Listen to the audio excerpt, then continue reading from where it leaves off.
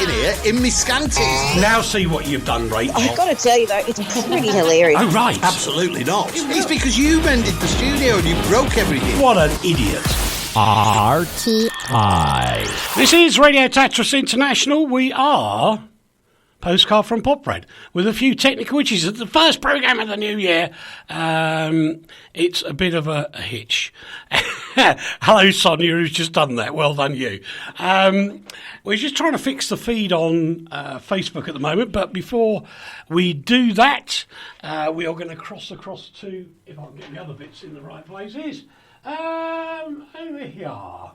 And get some connections going. Hi to everybody on you now. You're most welcome.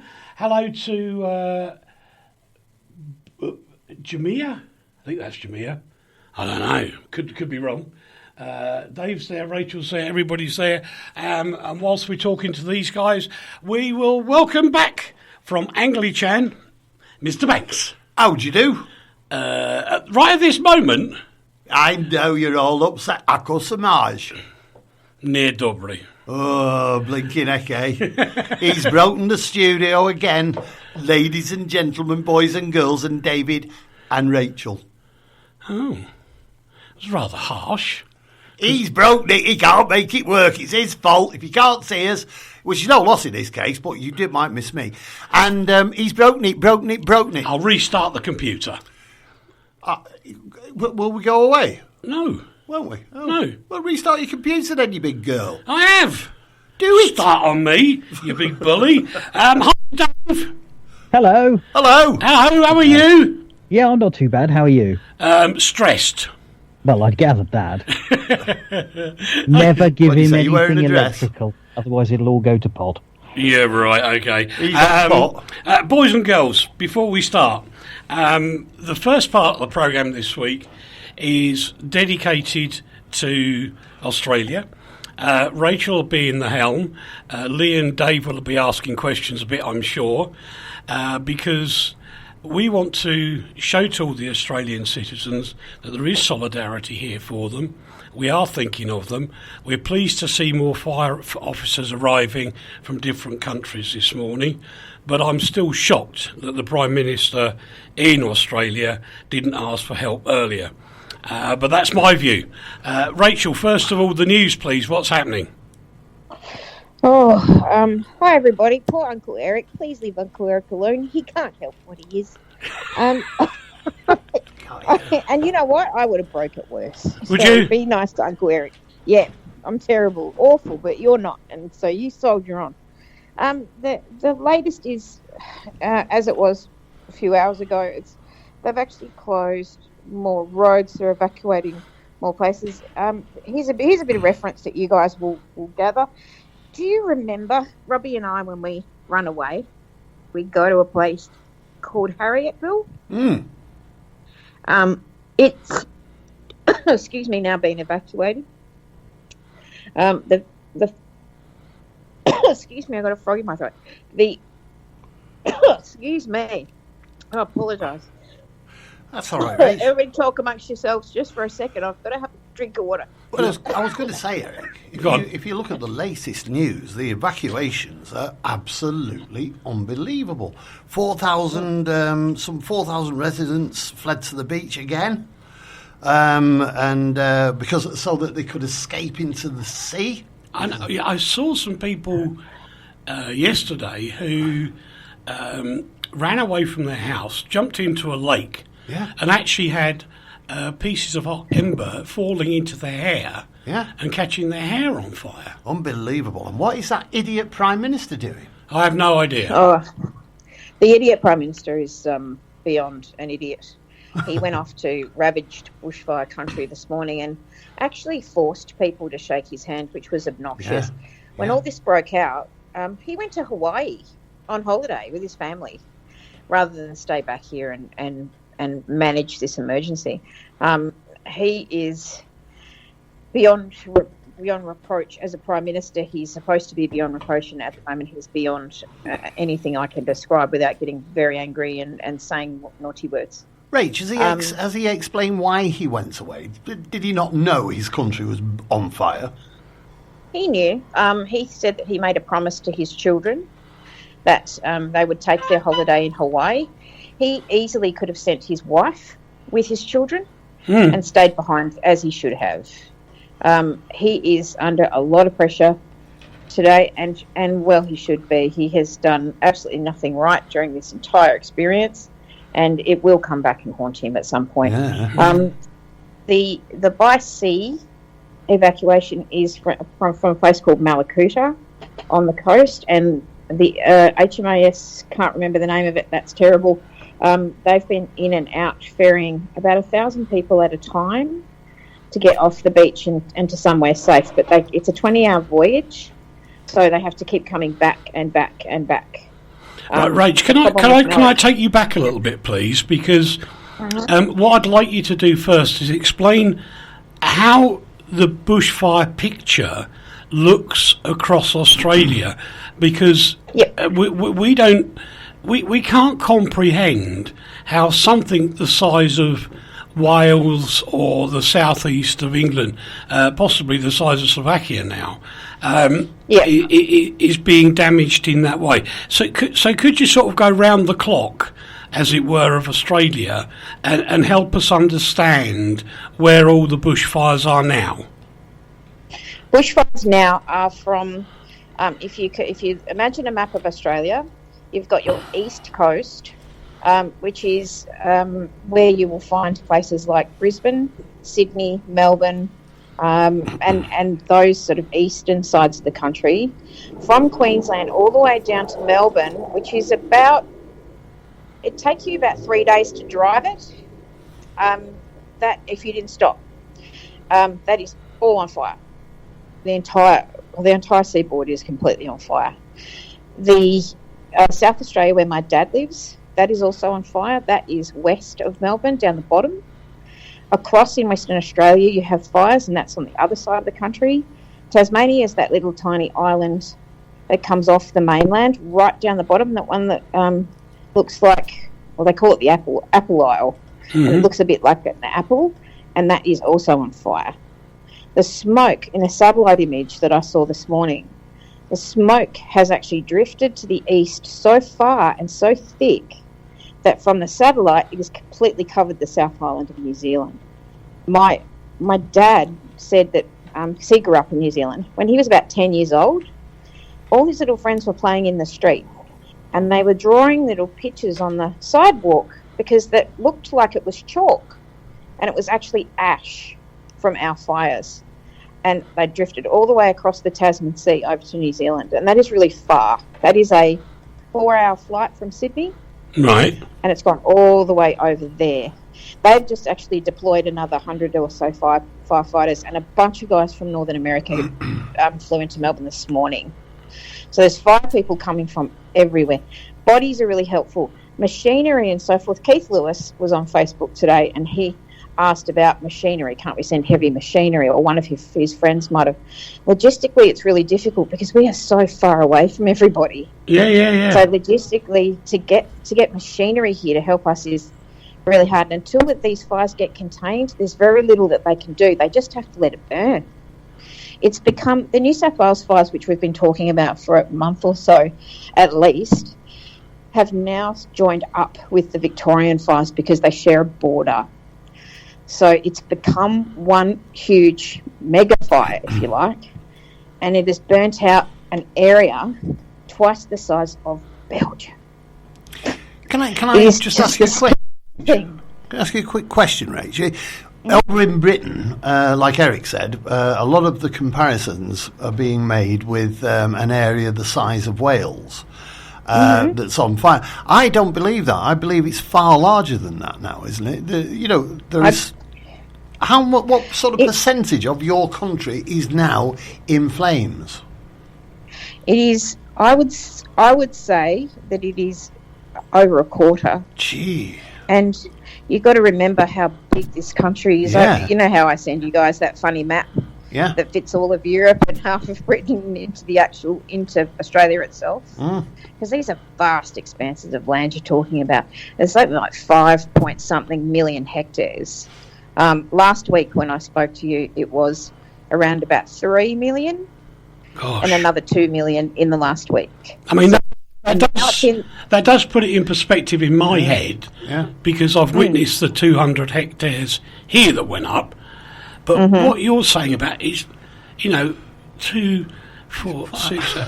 I mean, you're talking 5-10 times more the size of the Tatras Mountains. Absolutely, this is absolutely horrendous. It's an easy equation to make. If you knew what the hectare size of Australia was, we could confirm Rachel's a quarter of the country. But I think a quarter of the country is a very fair estimate from what I've seen. Quite conservative. Yeah, and like Rachel said, one of the most appalling things that I saw was your great, undeniably perfect Prime Minister forcing a victim to shake his hand, grabbed her hand from her side and put it in his and made shaking motions as if she was pleased to see him. That was appalling. He did it to one of the country fire volunteers. Do you remember last week I was talking about the rural fire services are made up primarily of volunteers? Yeah. Who are defending their own homes and their communities' homes. He did the same thing to one of those guys who was clearly exhausted, really, really emotional, and he was sitting in a chair having a cup of tea for taking, a minute's respite from this horror. And he did the exact same thing to him. The guy did not want to shake his hand. He said no, and he bent over. Scott Morrison bent over, grabbed his other hand, and shook it. And was like, nobody wants to shake hand now. Then he took off in his chauffeured car with his entourage, and ran and fled because people were cross. If you're a decent Prime Minister, if you're a decent human being, you stand there and you let people be mad. You let them have their feelings. You let them get their stuff out, and you stand there and you take your medicine like a big boy. And he did. He fled like the coward that he is. He is coming under so much criticism for the way he's handled this. On the plus side, these disasters are really the jurisdiction of state premiers. So they have the ability to make calls. They don't have to wait for federal permission to do things. So Daniel Andrews, who's the Premier of Victoria, Gladys Berejiklian, who's the Premier of New South Wales, have declared state of emergency in New South Wales and a state of disaster in Victoria, which means those things individually unlock a certain amount of funding. They give authorities certain power to do things like forcibly remove people from their homes if they won't go, stuff like that, shut down roads, get infrastructure. It releases a bunch of money. And honestly, Scott Morrison needs to lead from the front with this, but he needs to stand aside and let these other competent people do their job. Could Australia, as a country, have done more at an earlier stage of these fires than they have done now? Could this have been mitigated earlier on? Without question, Uncle Lee, they should have had adequate backburning in place. Backburning is a really necessary part of living in this country, particularly when we've had such a horrendous drought and the whole place is basically a bunch of kindling as a tinderbox. And I think there's an argument at the moment going on. There's the left are blaming the right are blaming the left. The right are saying the Greens weren't allowing backburning. There's no such thing as climate change, which we all know is not true, and there is. Even the fire commissioners have come out and said this is about climate change. And we needed to have a backburning policy in place, and we also need to do something about our appalling response to climate change as a nation. Yeah. Scott Morrison belongs to the school of thought that climate change is kind of a myth, and he said there's a brilliant. I don't usually like people getting involved in our politics, but Bette Midler tweeted today, and she said, because he's famous for saying this is not the time to talk about climate change, this is a time to talk about the economy. And I'm like, you're insane. And she said, you have to lead. This is ridiculous. She used many expletives, which I really enjoyed from Bette Midler. She's great.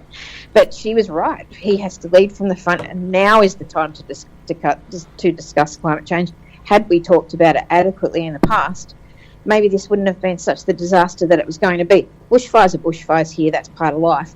But a catastrophic mess that we're currently in. I'm sick to my stomach. Today I walked out of the office and I can look directly ahead of me. It's probably 10 minutes drive to the city centre from where I work. and I couldn't see it. It's blanketed in smoke. It's absolutely rancid. The guys in the warehouse at work couldn't breathe. They have no exhaust in their warehouse. You couldn't see it from one end to the other. Yeah. Rach, just a second, darling, because I saw the pictures from Robbie where he was showing us the smoke from your apartment, and it is horrific. But we just want to welcome the people from Facebook who are now with us, albeit a bit late, but we were on just about everywhere else in the meantime. So, Rachel, I'd like you to do a kind of news roundup for a minute to help the people on Facebook, because it wasn't our fault. We couldn't access Facebook for the last 15 minutes, but it's all working now, which is kind of good in a bad way. But just give us a news roundup for the people that have just joined us. Many fires burning in New South Wales and Victoria. These have merged into what we call a mega fire. So one fire front has joined another. The conditions today have been quite mild. Tomorrow the weather gets very, very bad, and it's going to get a lot worse.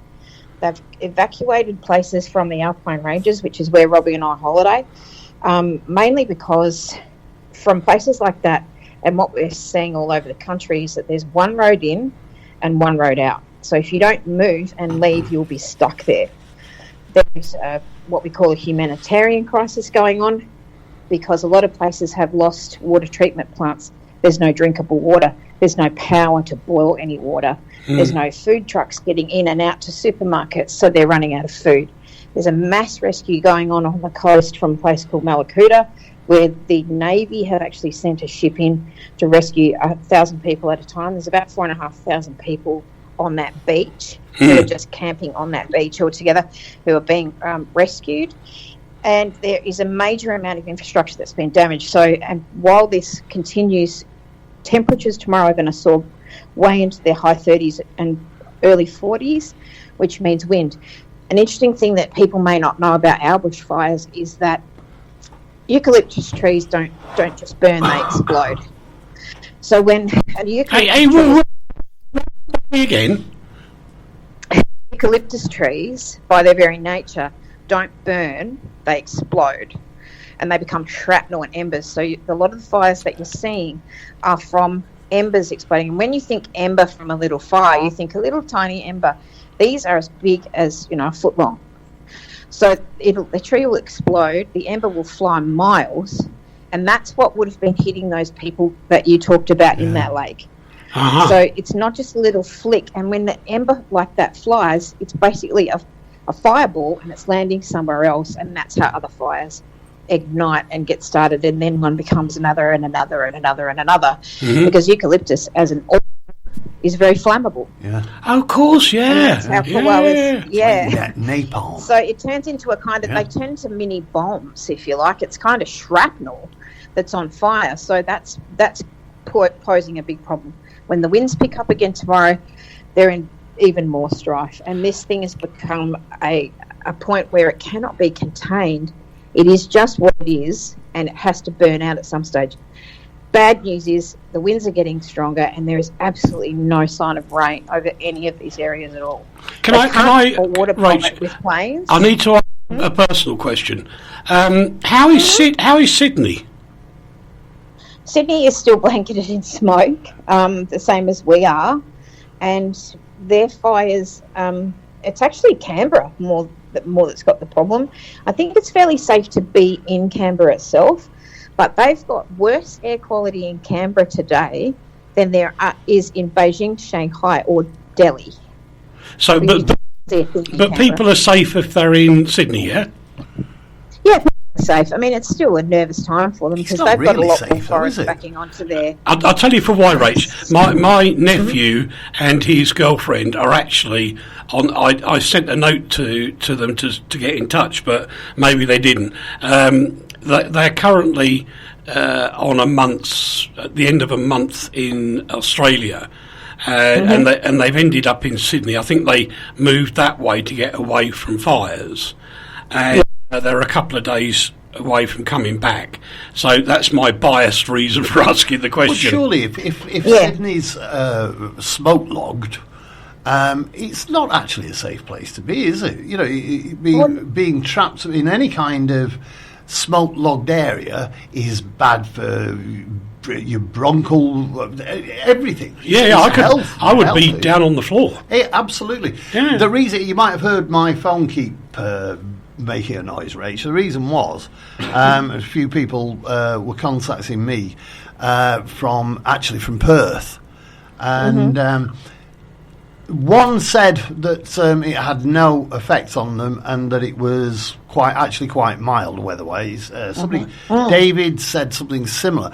What it struck me while they were sending these messages, they weren't being disrespectful in any way, shape or form, but But what they were saying indicated that they hadn't been affected by the fires, therefore the fires didn't seem to matter too much to them. How's the rest of the country, the three-quarters of the country? A continent. It's a continent, for goodness sake. But how are the people on that continent who I think he's waiting at me.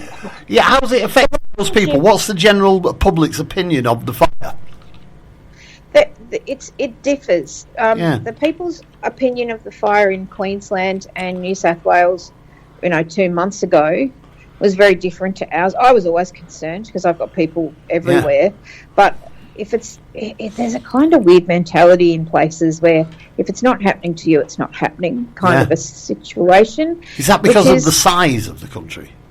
Yeah, it's because of the size, and with our relationship over on the east coast with Perth has always been really detached, just because of the sheer distance away they are. They're no less a part of our country than we are, but because they're over on the other side of the country, and it's a fair way. You know that, Uncle Lee. It's a big distance from Sydney to Perth. It's a 7-hour plane flight. Yeah. But I think we feel a little detached from people right now. The people in where I live, a couple of weeks ago, we were, gosh, we're lucky this isn't happening to us, these poor people in New South Wales. Come 2 weeks later, we're all on fire. Yeah. And it's horrendous. Okay, comments, Rach. One from David the Panda, who says, "Stop, Rachel." Oh, thank you so much. I just want to assure everybody that I'm in no danger at all. I live 10 minutes from the CBD. I'm in a big city where there isn't really any bush, but I appreciate that. I really do. And also your friendly friend Steve Mann wants to be absolutely sure, saying, "Is she safe?" And it goes on to say, "Ouch, sounds horrible. Hope they can get things sorted out." Mitchell says, "Absolutely disastrous what's happening, and my heart goes out to everyone who has suffered," which is fab. I'll go back to the other side. James is saying, is there any prospect? Well, I'm paraphrasing, he's written a long thing. James, I need him short, please, mate. Is there any prospect of it calming down? Not any time soon. It just has to burn, and there's a lot of land for it to burn too. It's because it's now sort of started in the Alpine Ranges, and Aunt Robbie and I are glad we didn't build our house there 2 years ago, because that's the plan. It's still the plan, but it's coming to fresh ground now. It's just running wherever it's got fuel, so there's no chance that it's going to get put out anytime soon. It's going to go on for a month or more at least, and all we can do is just pray for rain. But given that we're in a drought, that's really hard to come by. Do you know what, Rach? I've got goosebumps on my arms, because the day the Tatras was on fire, all I said was, I played the Beatles, "All You Need Is Love." And I said, all we can do now is pray for rain. And there was this amazing thunderclap, and the rain poured down, which was very spooky. Goose.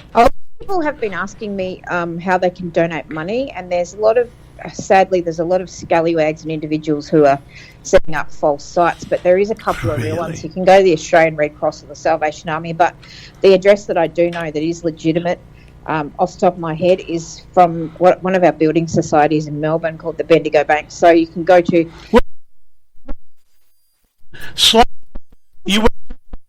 Even for me. I was going to start the address again for you. It's www.bendigobank, as in BENDIGO, bank.com.au, and they've got a proper fire appeal set up.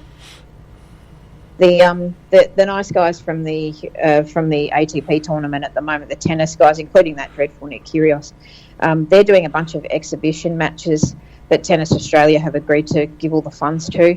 All right. And they've also pledging, all the big tennis players are pledging to give $200 per ace they serve, which is very cool.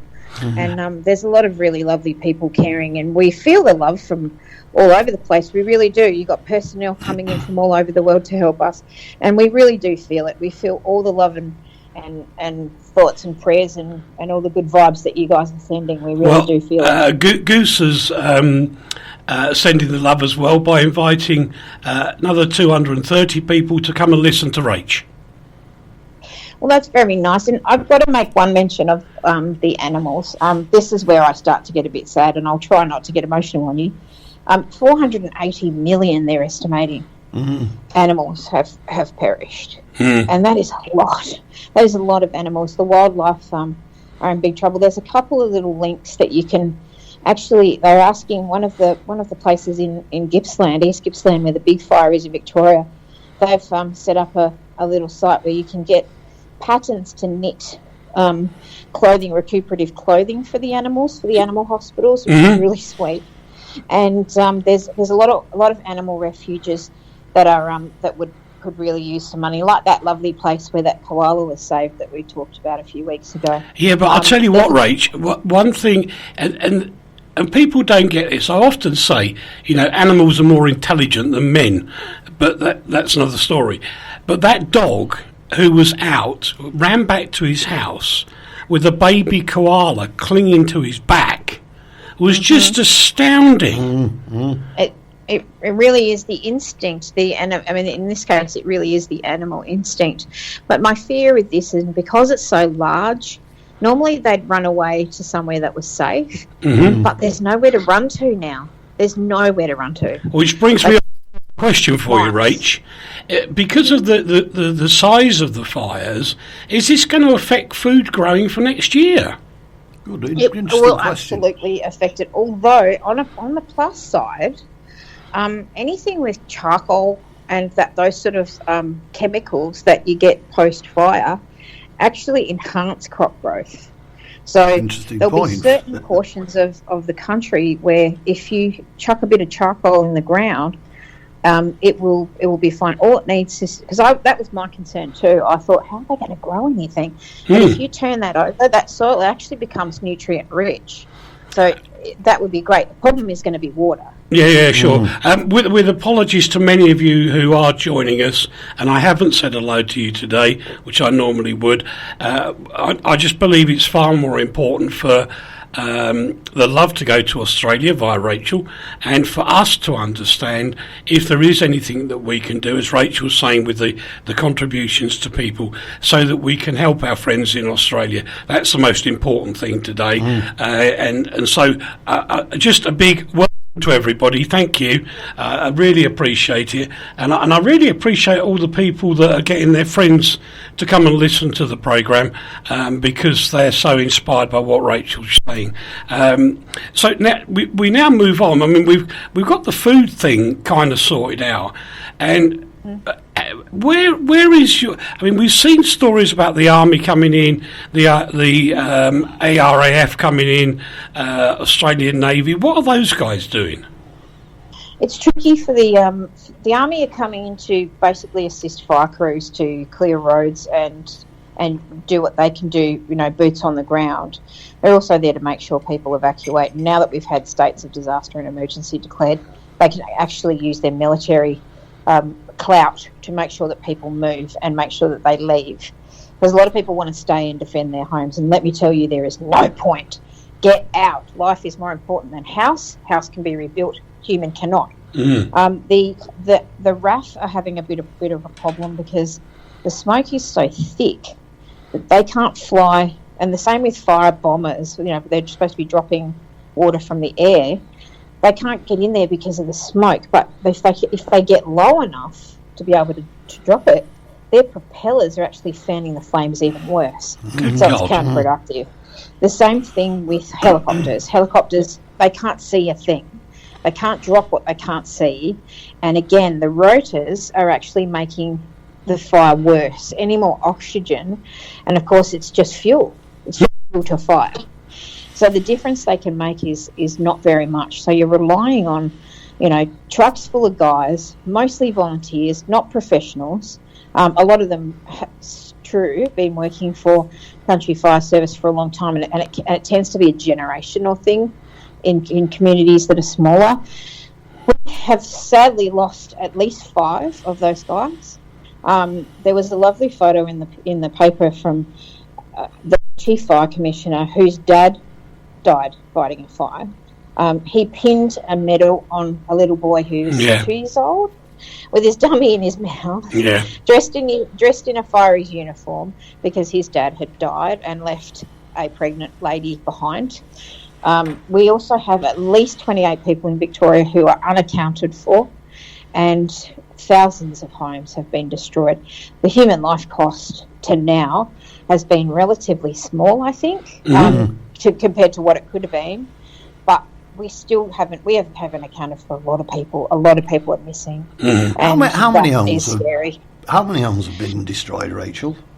I've more than in New South Wales alone, over 1,000. It's hard to tell how many homes have been lost in Victoria because they can't do a proper count yet. But that's going to go into the thousands as well. A lot of people Sky News Australia have just said it's getting worse, especially tomorrow. Is that right, Rach? Yeah, that's exactly right. The weather tomorrow is taking a turn for the absolute diabolical. It's going to be high 30s, early 40s. With that comes very strong wind. We're talking about 45 to 60 kilometres an hour gusts. Lovely. It's terrible. Dave, thank you very much for posting that on to you now for us, because I couldn't have done 2 jobs at once. He's putting the donation website up on various social media, which is wonderful of you, Dave. Here's a quick question while he's reading messages. Yeah, I've got 2. It's all right. Yeah, it really is quite an important question because this has gone on for a long time now. And how long is it go when these fires finally burn themselves out in a few weeks? How long is it going to be before the whole thing is brought back to normal through insurance, etc.? It's not a country that doesn't experience bushfires, etc. But how have the insurance companies reacted up to now? Have they just run for cover because it could bankrupt them? No, in times of bushfire floods, insurance companies are actually really terrific and as helpful as they can be. And it's going to take a long time for that process to be over because everything has to be assessed. Yeah. So they're going to have boots on the ground and lots of people, out assessing, exactly what's gone and what's not gone. And that's going to take, because of the sheer size of it, that's going to take a long time. There's a place, we had a few fires about 10 years ago, and it was called Black Saturday here in Australia. It was actually in Victoria. And that hasn't started to come really right until just now. It's taken a decade. And that's a much smaller fire. So this is going to take years and years and years and years. Rach, question from Steve. It just says, Rach, is it true that your Prime Minister is not doing enough about climate change? 100% true.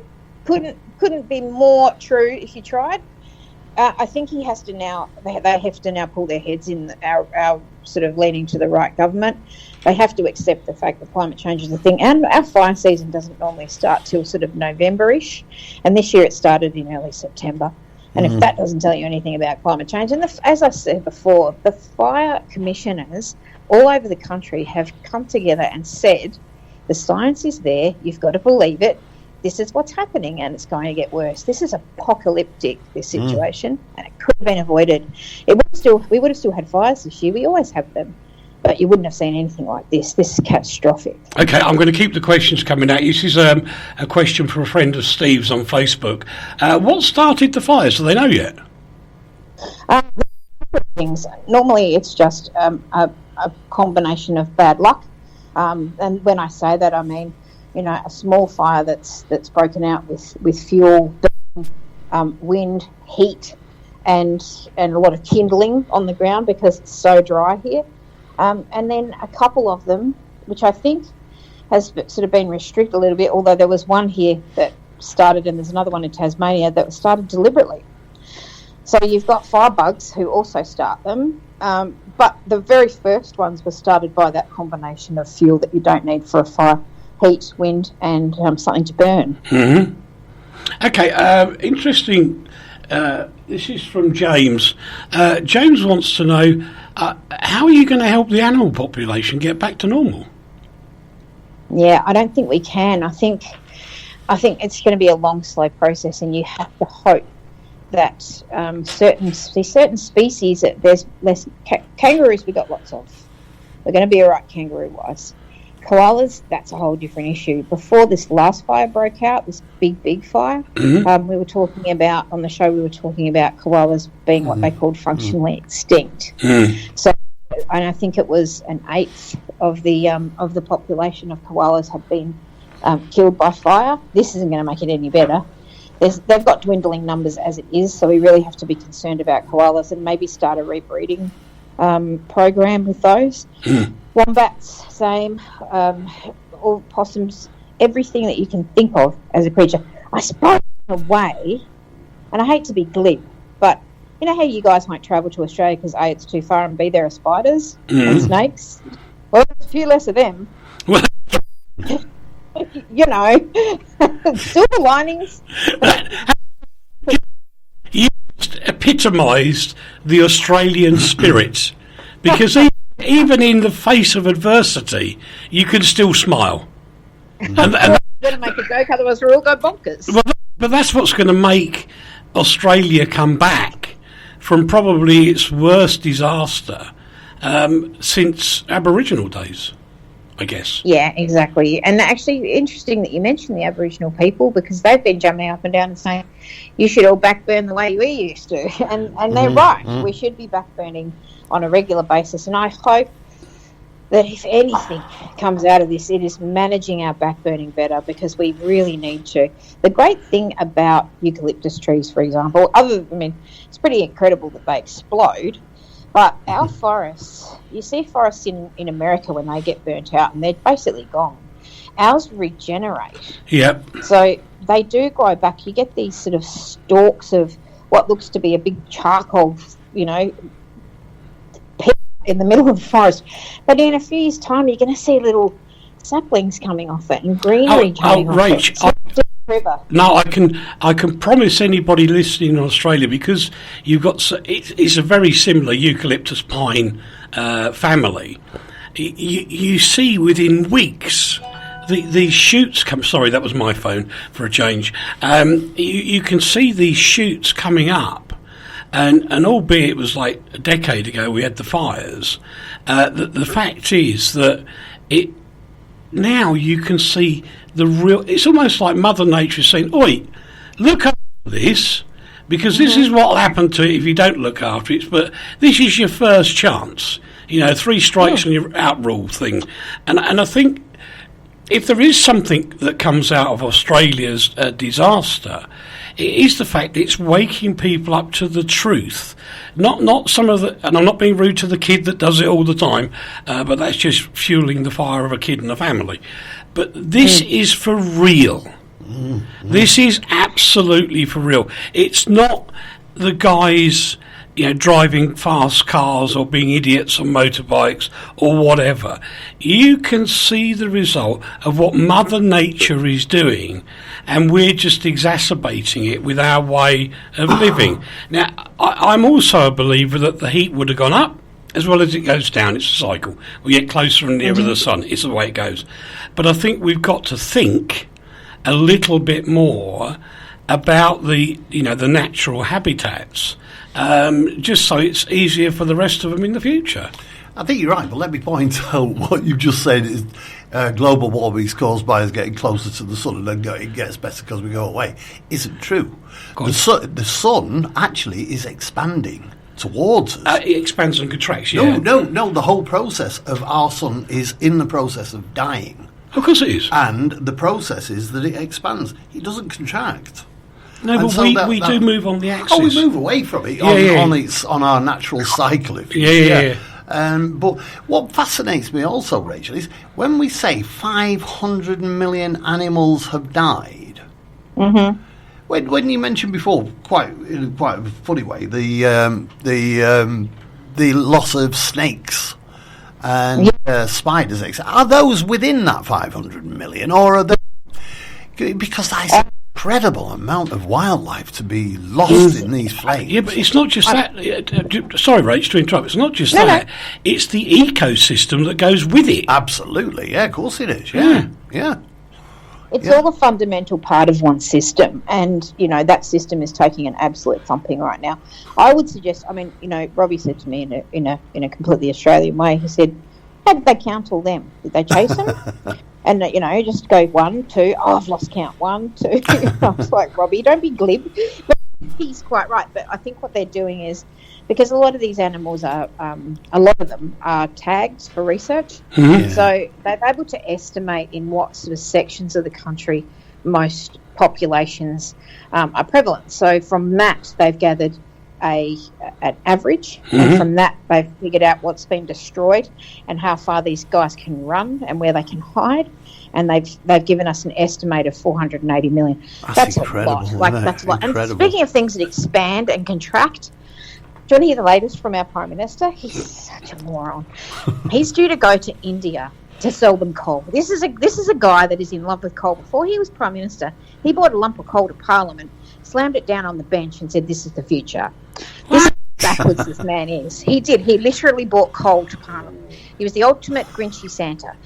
And he has now said, because he's due to go to India to talk to people to sell them coal, and he said he is, and I use the word as a quote, he's inclined not to go. Oh, really? But if you go overseas again while this is going on and sell coal, to the world's most polluted country, yeah. He's absolutely out of his mind, this guy. He has no way to handle a crisis at all. Next question is, do we know how many countries have started to help Australia? I don't think we really do. America and Canada. It's unclear. Yeah.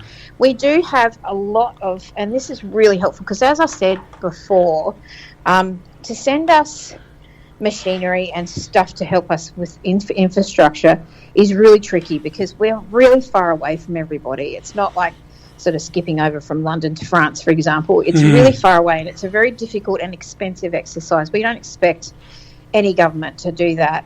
We are getting a lot of personnel from New Zealand because they're our nearest neighbour. We've got Canadians, we've got people from Europe, we have got a plane full of guys from North America just turned up on a plane in Melbourne this morning. Yeah, that was actually this morning, wasn't it? Yeah. So they've gone out to the East Gippsland fire, which is the one closest to me, to help. And that's where the East Gippsland fire, just up the way a little bit from that one, is where Mallacoota is, where they're doing this mass evacuation by sea.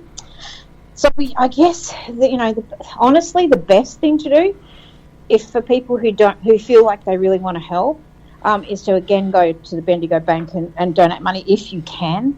But honestly, we are relying on and feel the love and messages that you guys are sending. So if you can even get on a website and find a country fire service or a rural fire service, and send a message to one of their websites to support the people who are fighting the fires and say where you're from, and those messages mean so much to those people. Do you know? I put. Funnily enough, I was going to have a conference call with the chairman earlier on. We cancelled it because he actually said to me, "No, you go and prepare for Rachel because that's more important than business," which I was quite surprised.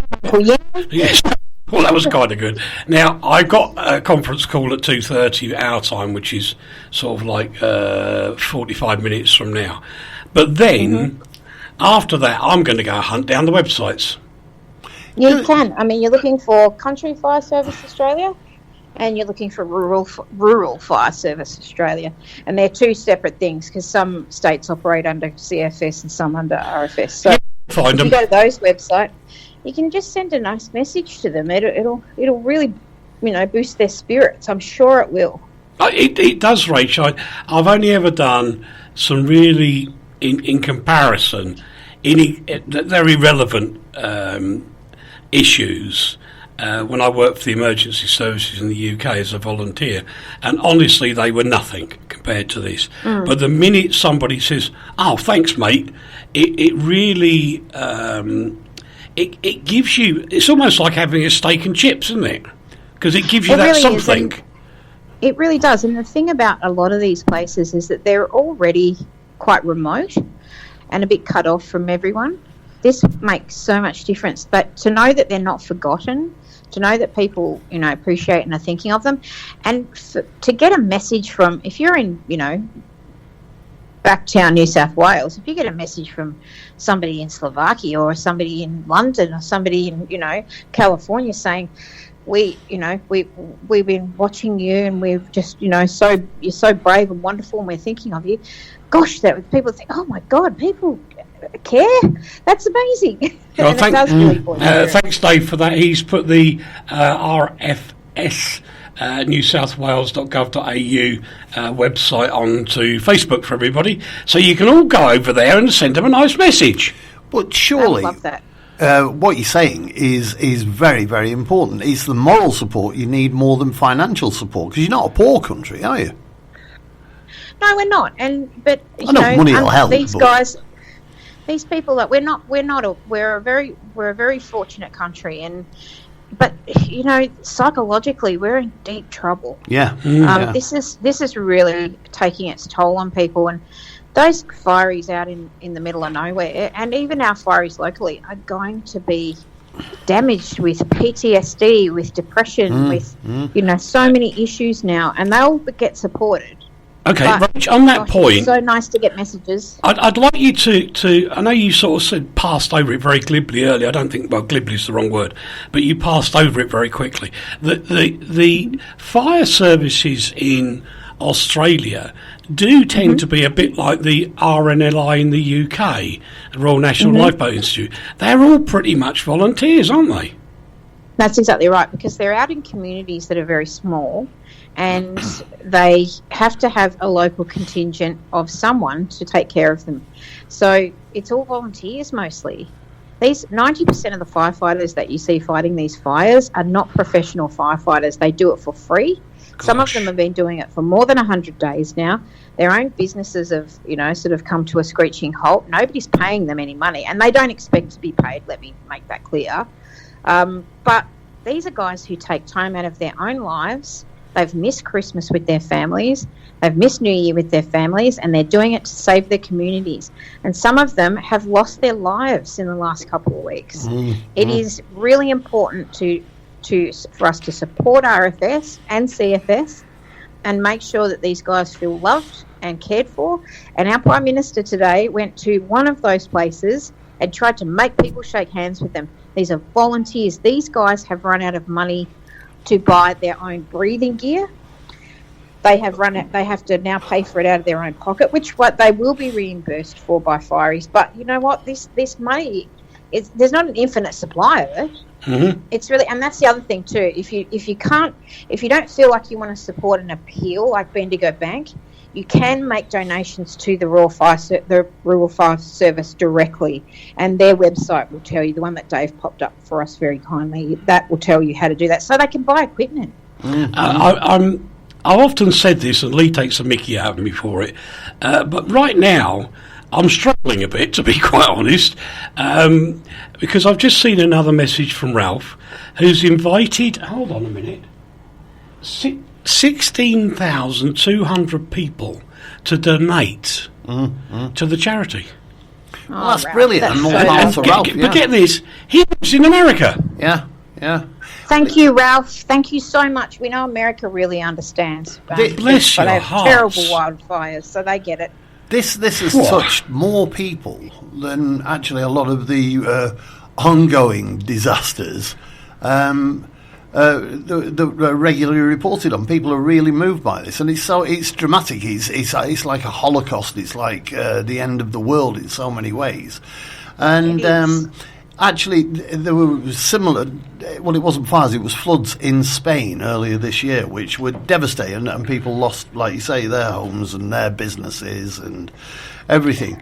And even that, which is closer to Britain, closer to all of us in Europe, didn't have the emotional effect these fires in Australia are having across the world.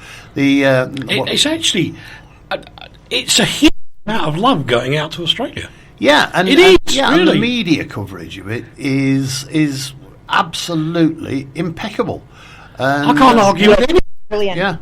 Yeah. Honestly, I mean, when you think about it, the lead story on BBC television yesterday, because I have my spies who tell me, the lead story was actually the bushfires in Australia. Yeah. And there's lots going on in Europe, but they ditched the lot. And I tell you what, not often that I'll do this. Well, BBC. Yeah, the BBC's done we well. We Everybody. know they've been talking about the world coverage, and we've been watching what's been reported around the world. Yeah. And the thing that I can't express enough to, especially to people like Ralph, we feel it. We do. We feel the love. We really do. We feel it in every inch of us. We know that everybody cares. We know that we're not forgotten. Mm-hmm. We know that we're not sitting down the other end of the planet all by ourselves, sort of wondering when the end is nigh. It's real. We really do feel it, and we really appreciate it. I think that's something that I don't mean social media in the context of the statement. I mean the whole gambit. It's where the modern world can help a bit because satellite, internet, wherever. If you imagine this 150 years ago, Rach would be sitting there on her own going, what the hell, does anybody care? But at least we can use the modern technology to maybe give somebody a little pat on the bum to give them a bit of a moral boost to help them do that one little thing more. And away you go from there. Rach, it's amazing. I don't have any real personal attachment other than the place where we were going to build a house and are still planning to build a house because, let's face it, once it's burnt out, it's going to be really safe for about a decade. Other than that, I don't really have a personal connection to any of it other than the fact that I'm Australian. But today at work, when I saw all this smoke and I was reading all these stories, it really started to upset me a lot. And now, just after doing this show with you guys, I feel so much better because I know that people care and people are listening to us and people want to help, and it really does buoy our spirits. And that's from one who is, and I can't stress this enough, I am perfectly safe where I live. I am absolutely 100% safe. I'm in no danger at all. But I feel buoyed by this support and love we're getting from all around the world. Rach, somebody you just mentioned, which you just struck a chord with me, and maybe it paints a bit of a picture. You say that you're going to build a house. You and Robbie are going to build a house, and you've earmarked the place, etc. And in a way, you sort of indicated that the fires, as horrendous as they are, have benefited you building that house because that area will be safe for a decade, you say. So that's right. Is there a built-in obsolescence in houses in Australia because of bushfires? Do you expect your house to burn down? I think in certain areas you expect it to be under threat at some point.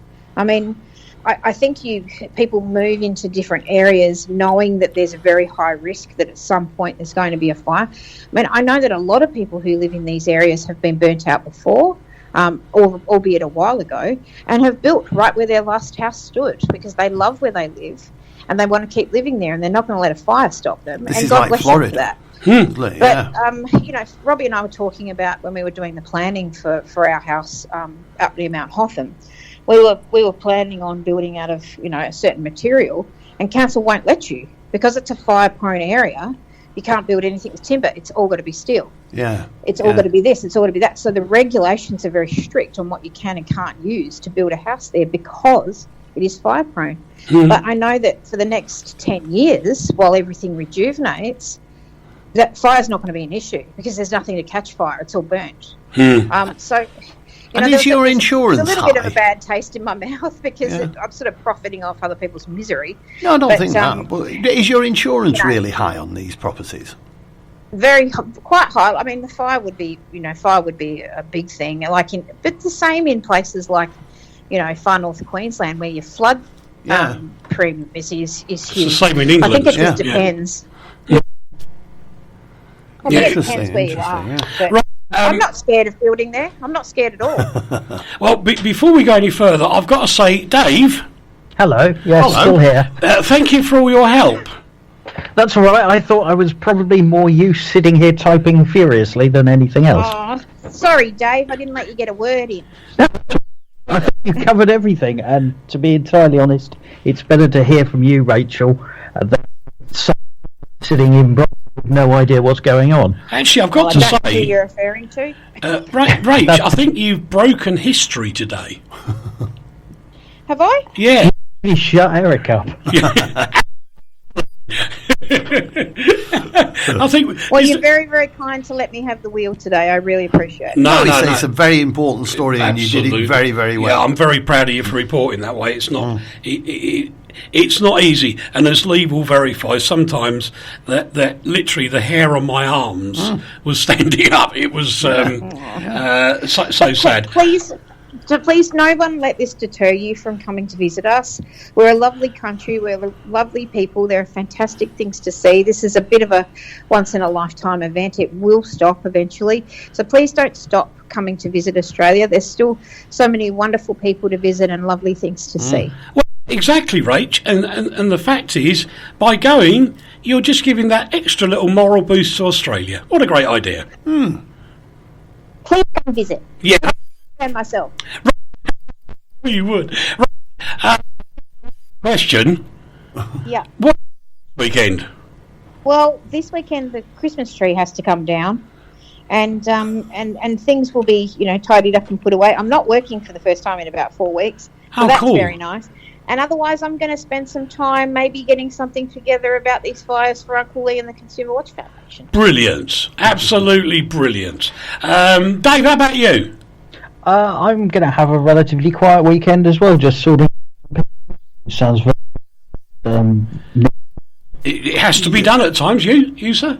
What? What are you doing? Me? I think I'm going up the high Tatras Mountains on a train. Yes, that's normal. To find a bear. So you're going up on the vernacular train? Yeah, I'm going up the vernacular thingy. Nickelodeon thing. That's the one. This weekend 2 years ago, I was with you, Uncle Eric. You were? What, you went up his Nickelodeon? I went up the Tatra Mountains. He did actually. Yeah, we went up there. We went up to Stripsky Plesso, didn't we? Had lunch. We did. We had lovely lunch. Did lunch in Stripsky Plesso. I'll tell you a very, very brief story about going up the mountains in one of those with that on the side. No, we can. Goodbye. Thank you so much, everyone, for listening.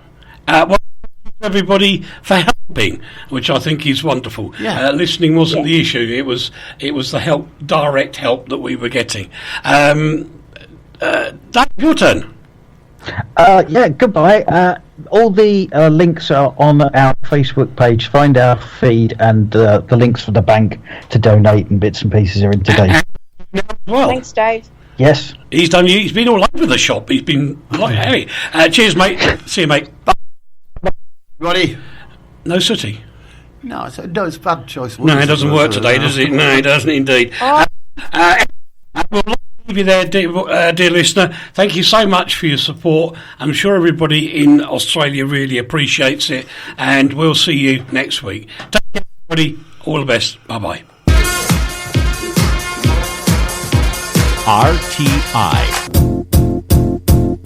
It might seem crazy what I'm about to say. You're never more than a minute away from the music on RTI. That is the station, HJPPY.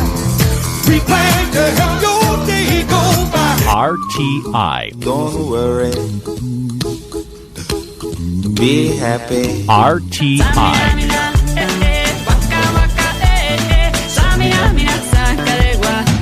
The best music, 24 hours a day. Be the love generation. Come on, come on. RTI, the station of the stars.